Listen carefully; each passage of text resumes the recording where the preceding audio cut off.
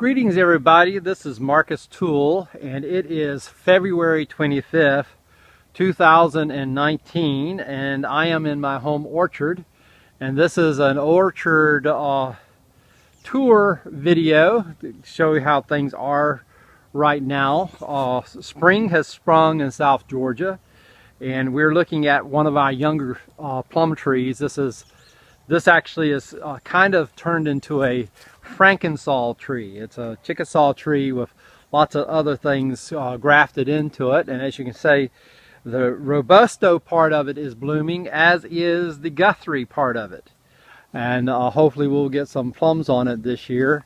I got some other little Chickasaw trees. There's one that's grafted there, and the two big pear trees, the Granny Durden and the Winnie pear, did not bloom much this year. I think the squirrels ate the bloom buds, and so there's not much going on with them. The camellias have been really pretty this year. Lots of pretty camellias around. As some of you know, I have ripped out a number of my muscadines. I've gone from 12 to 5. And I replaced the space the muscadines were in with brambles. So these right here actually are thornless blackberries. And I have 3 different varieties of thornless blackberries. And they kind of go around where the muscadines were. This little area here is actually a raspberry. I got these. This is an unknown variety that I got from Georgia Southern Botanic Garden that was given to me in exchange for some plum trees. And I have some Kiowa thorny blackberries that I put in here. These ones will have thorns, but they're supposedly large blackberries with high quality. The blueberries are blooming in full bloom. The muscadines have been pruned, but they aren't doing much yet otherwise. The Golden Boy pear is about 2/3 in full bloom. All the citrus trees are beginning to show signs of putting out some. It's kind of dangerous for all this blooming and citrus trees putting out in late February. We still have a chance for killing frost, although there is none in the forecast, but until we get to about mid to late March, it's still a danger. But it is what it is, and we had another warm winter. Actually, I took an average of winter temperatures. Here's some more camellias. This camellia is in full bloom, as is that one, and some of them have actually finished. Just a really pretty camellias. This Toole's Heirloom tree is in full bloom, although it's not blooming much this year. I don't think it got enough chilling hours. We only got about 524 chilling hours this spring, and I've decided Toole's Heirloom needs a good 600. If you wonder what these buckets are doing, these are got wild Chickasaw plums and wild hug plum flowers in them, and that's to help pollinize my cultivated plum trees. Robusto's blooming good, as is Mariana. And so I've learned something about Mariana. It turns out the Mariana does just fine with only about 500 chilling hours. So it's a lower chill plum tree than Toole's or Heirloom, I believe, and much lower chill than I thought it was going to be. So I'm very pleased with that.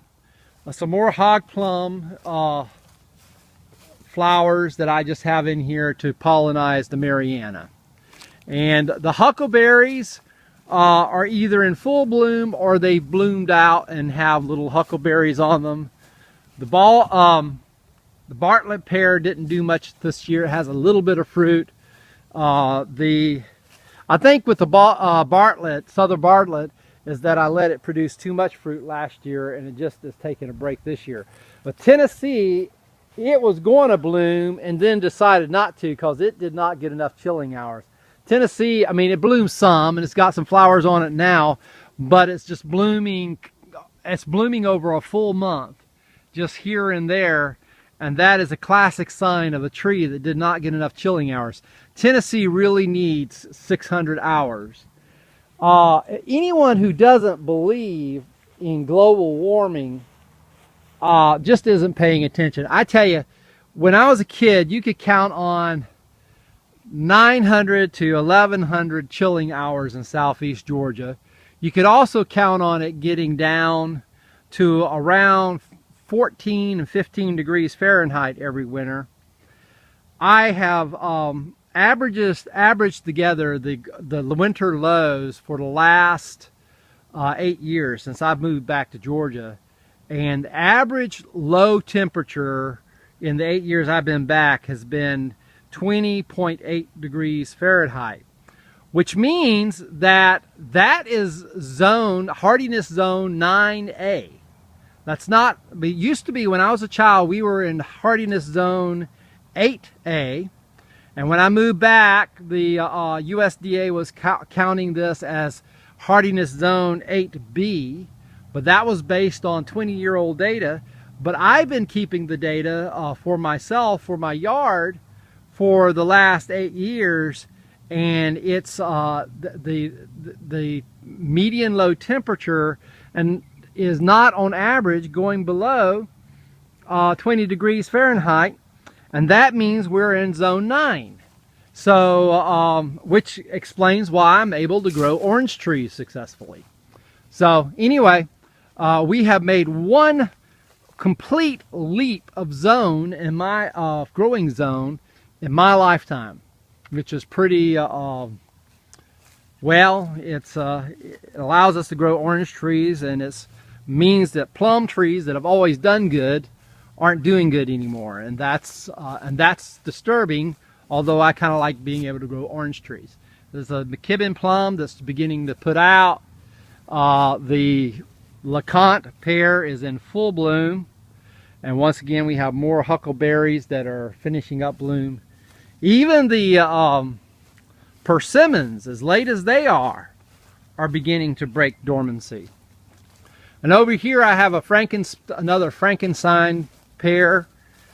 This one has Acres Home and Orient grafted into it. So the Acres Home is completely leafed out and has bloomed and is full of little pears. And the Orient is just beginning to break dormancy, and it's going to have 1 or 2 flowers on it. It's still acting very immature. Anyway, this is the tour of the garden as it now stands in February 25th. Spring is here. Hopefully we don't get a killing frost, but you never know. But it is what it is. Talk to you later. God bless. Bye.